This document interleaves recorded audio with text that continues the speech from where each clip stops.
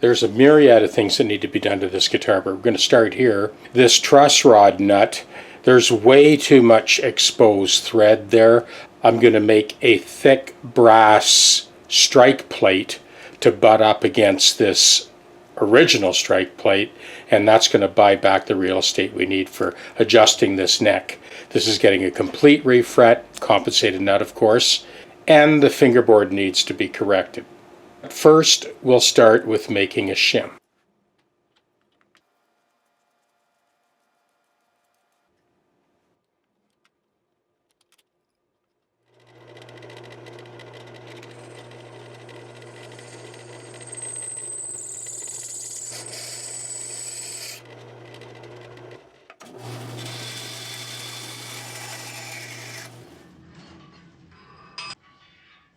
I use the Sharpie to mark the shape of the strike plate. We're basically duplicating it. Okay, next we've got 1032 threaded rod. I have sandwiched that brass between two nuts on that 1032 rod.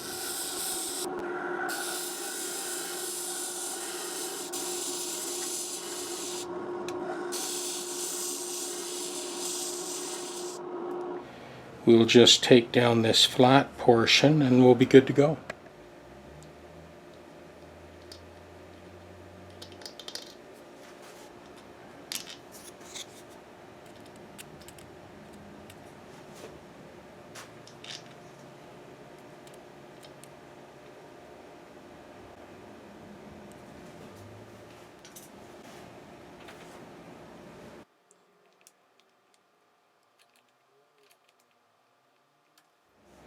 Now we're back to maximum adjustment. We can do anything we want with this neck. Well, there are multiple discrepancies along the lay of this neck that we will take care of now that we can go full length and now that that pickup is out.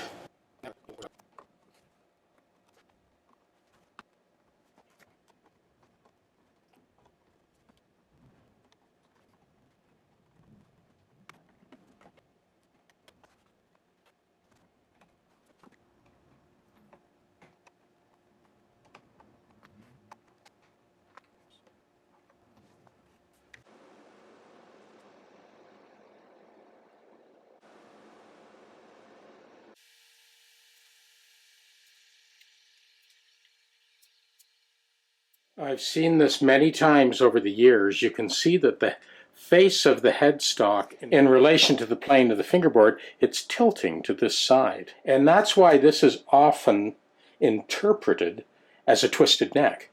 The neck, the lay of the neck, the fingerboard, the adjustability of the truss rod, everything is 100%. There's nothing wrong with the neck.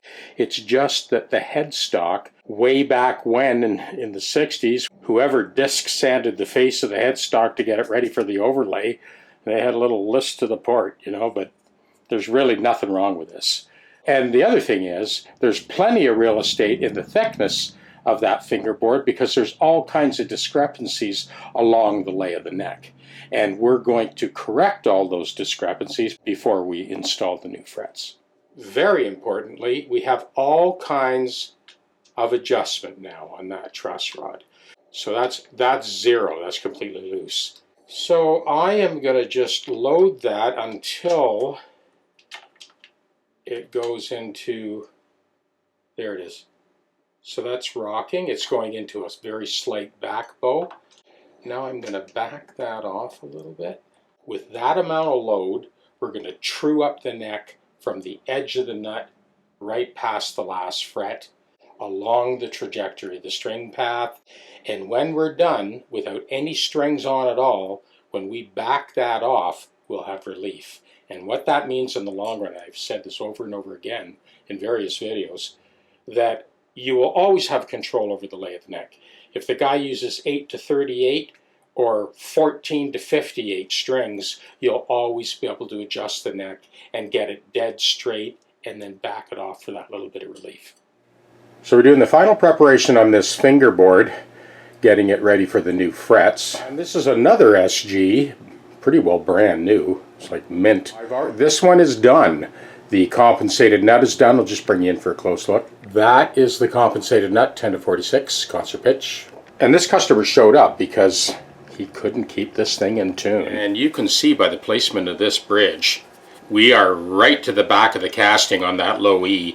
The rest of the strings we've just squeaked right by, so it is in tune, and it actually works to his advantage that we've got a compensated nut, because typically with a compensated nut, all of the saddles move forward a little bit. So he's good to go. All of this is done. Those posts have been wrapped. We got a good solid press fit here. The tailpiece posts have also been wrapped. And this post here, for you that are interested in doing that, I use a aluminum duct tape to wrap the threads to tighten them up on this side, because that is where the ground wire feeds through. So the pickups are adjusted, we did a light fret dress, and his tuning problems are over. And luckily we caught him before he went down that rabbit hole of changing machine heads and putting roller contraptions on the face and changing the bridge, and none of that was necessary, other than the compensated nut. The thing's 100% stock and perfectly in tune. And you will hear later when I bring it in the studio. So the thicker brass strike plate bought back all the threads we need. This neck is now fully adjustable. I have torqued that a little bit, and we are now just going to take out whatever discrepancies there are along the lay of the neck, and it is humping up a little bit on this side, treble side only, and then at the top end, neck to body junction. So we're going to skim this off with the sanding blocks and get ready for the new frets.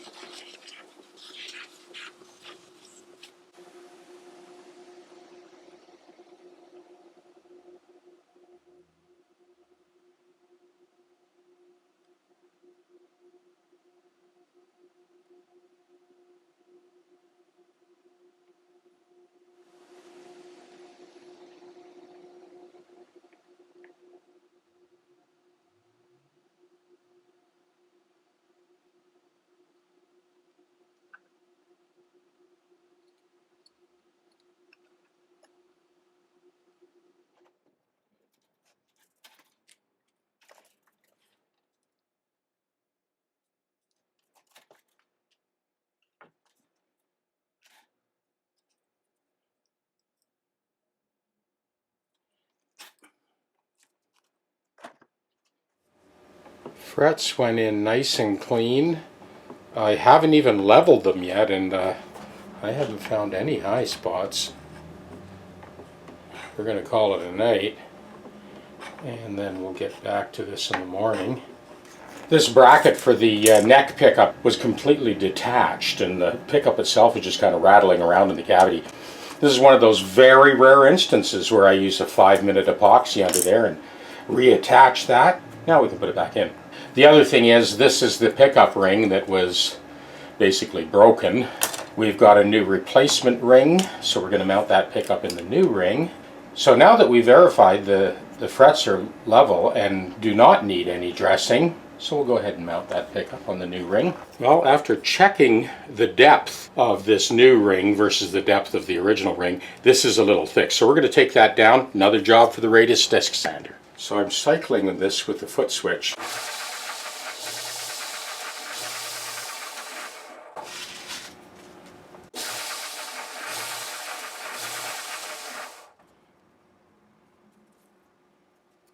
I think we can still come down a little bit more.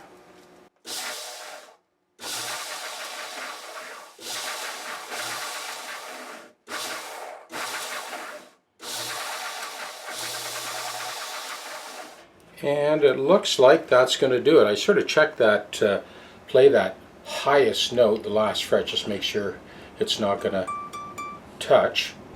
No, that's good. And having it a little thicker than that other one is not a bad idea, I would imagine. That's why the other one broke. It was too thin. Okay, now we will go ahead and get our fish wire here and fish that wire back through.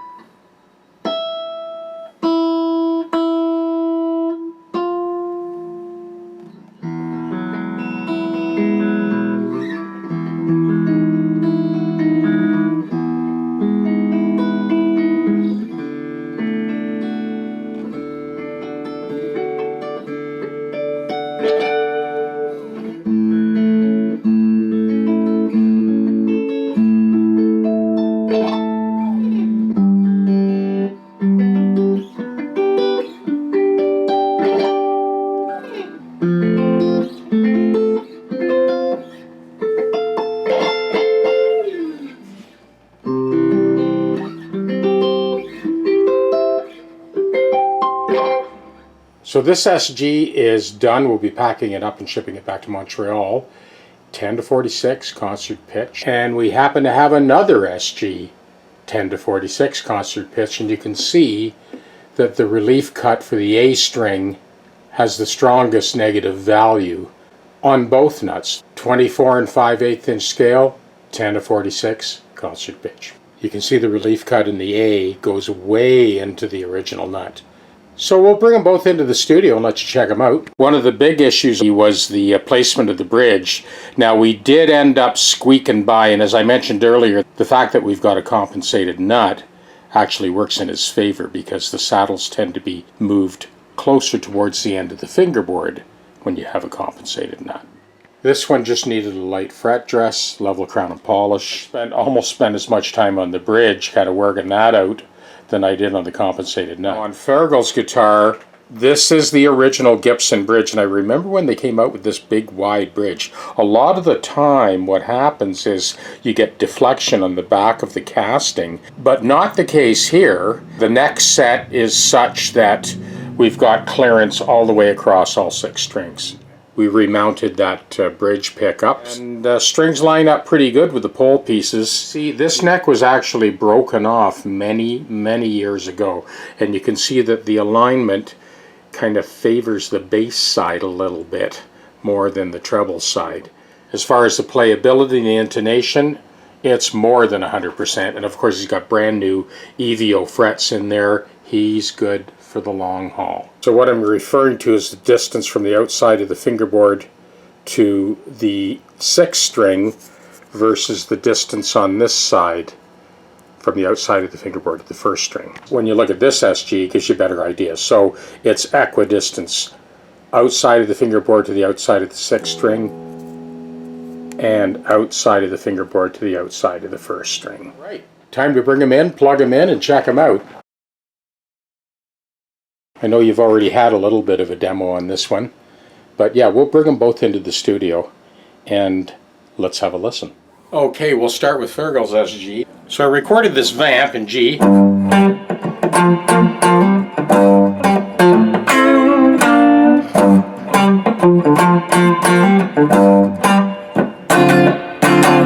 So let that play.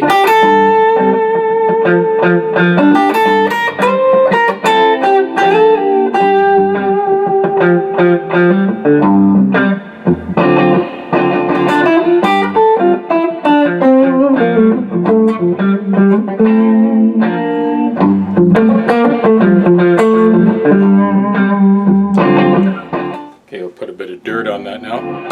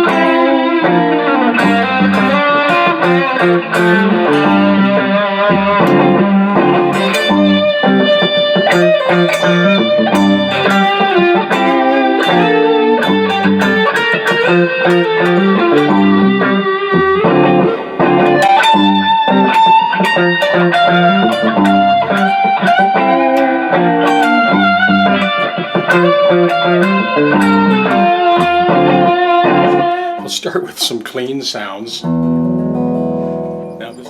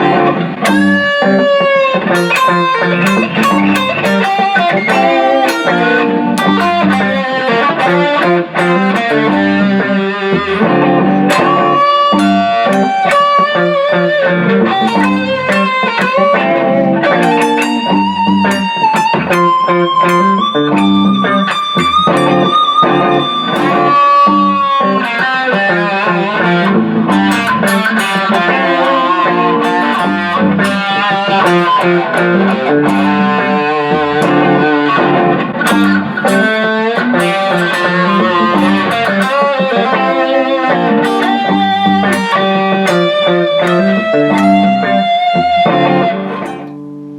first position chords are always the acid test for the shorter scale Gibson guitars.